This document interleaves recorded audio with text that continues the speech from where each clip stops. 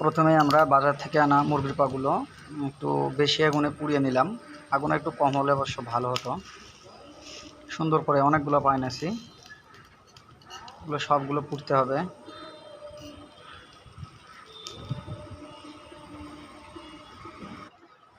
তারপরে এভাবে সুন্দর করে ছিলিয়ে নিয়ে নখগুলো ফেলে মশলা হিসাবে আমাদের শুধু এগুলোই আছে, এগুলো দিয়ে রান্না করব।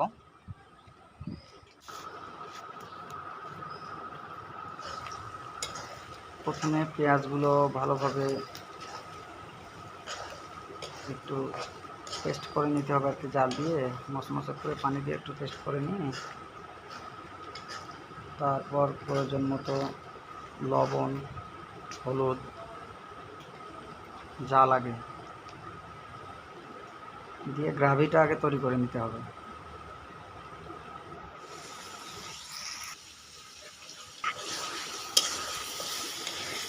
এখন মশলাটা গ্রেভি হয়ে গেলে পাগুলো এর মধ্যে দিয়ে দেব, দিয়ে কিছুক্ষণ কষাবো।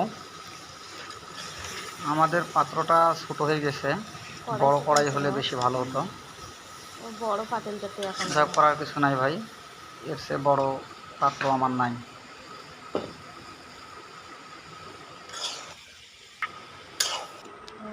তারপর পানি দিয়ে একবার আগুনে দিয়ে দিলাম, হতে থাক। এই যে থকবগিয়ে উঠতেছে, কাঠের আগুনে জাল দিচ্ছি। টেস্ট তো একটু বেশি হতেই হবে, আর কোনো কাজ নেই। একটু পরপর লেড়ে ছেড়ে দেবো আর ঢাকনা দেবো আর নিচে জাল দেবো। ফাইনালি